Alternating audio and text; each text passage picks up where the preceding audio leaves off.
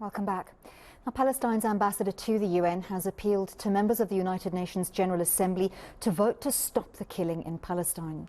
This as a UN General Assembly Special Session on a humanitarian ceasefire is underway. Jordan, acting on behalf of Arab countries, proposed the ceasefire to the General Assembly. But will Israel abide if members vote yes?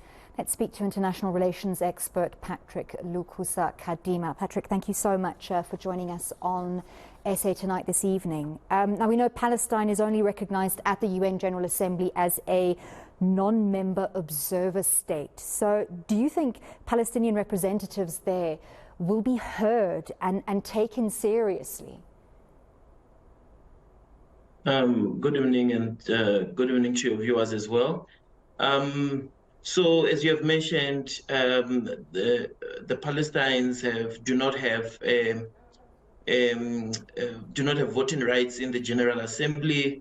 They are non-observer mission, just like the Holy See from the Vatican, and this also puts, a different perspective in this upcoming vote, because then, if they're unable to vote because they hold, a non-observer status, then, an observer status, then it means that they are already on a back foot. But once again, we have seen countries, the Arab member group states, which I think is led by Jordan, which will try to probably negotiate on behalf of Palestine.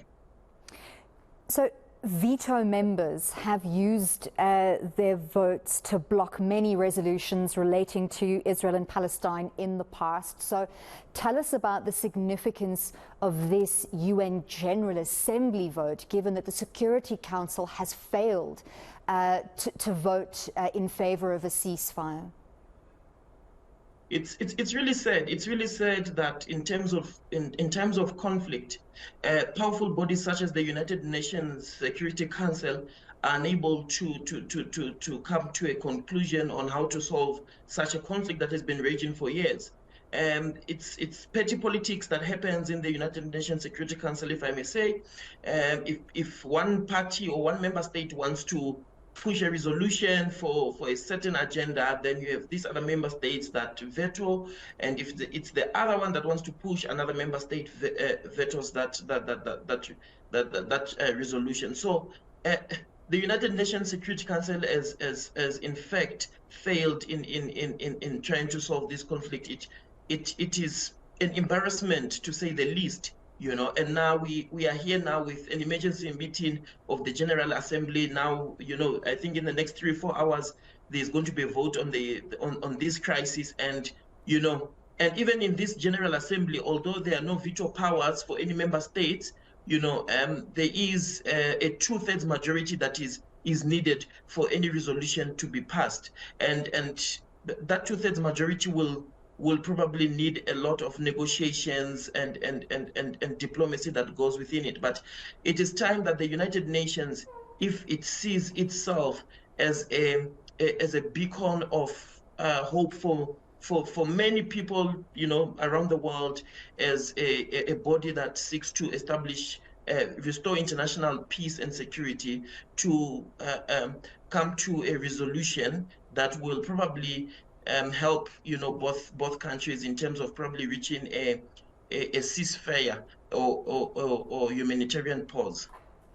So this is certainly not the first time Palestine has been the subject of a vote at the United Nations General Assembly. Given the history of how those votes have gone in the past, what do you think is the likely outcome of this vote that, as you say, is expected to take place in the next 3 to 4 hours? It's difficult for me to say, because currently, if one notices, there are various nations that have come out to say, the conflict now is affecting ordinary civilians.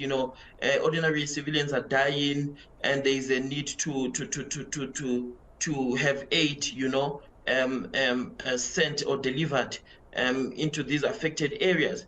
And if we are true to ourselves and we believe in international humanitarian law, then there's a certain point that all these member states need to come to agreement and say, what, there needs to be aid delivered, food, water, essential essential goods and services need to be delivered to people. They need healthcare and so on and so forth. And if that does not happen, then the United Nations, I'm afraid, will have failed in its duties. It's a very complicated situation in Gaza, of course. You have the Palestinian Authority, but they don't essentially govern the Palestinian people because Hamas plays such an incredibly strong role in deciding what happens. Does that further complicate the situation? Because many of the countries who are member states of the United Nations General Assembly refer to Hamas solely as a terrorist organization. It's very difficult then to speak to the self-determination of Palestinian people within that context of this very violent and aggressive grouping. Yeah, to a certain extent, I think that will also affect the votes, that might take place, because if Hamas has probably considerable influence in Palestine and with its with the acts that it is undertaking, then it will probably have a huge influence on the voting that will happen in a few hours' time, and it does certainly complicate stuff. But at this point, I think if member states, all the 193 member states, are true to themselves, to upholding what is written in the UN Charter when it comes to peace and security internationally, it is time that they find a solution to this. It is time that they request that both conflicting parties put a ceasefire to the conflict that is happening now, and let ordinary civilians, the children, the women that are affected by this conflict, have access to aid, to water, to food, to healthcare, because that's the essence of international humanitarian law.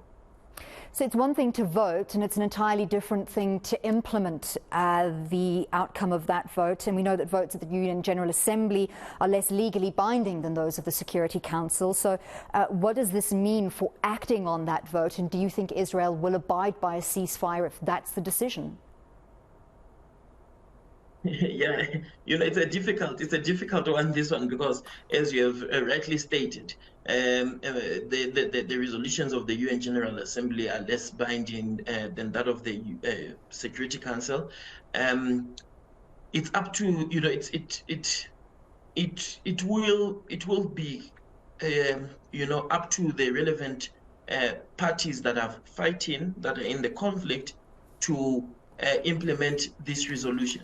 And it's not only up to them, but it's also up to the member states, that have good relations with each of the conflicting parties, to try to speak to them on the sidelines of this General Assembly, to tell them that, look, this is what the UN General Assembly has resolved, and could you please implement it?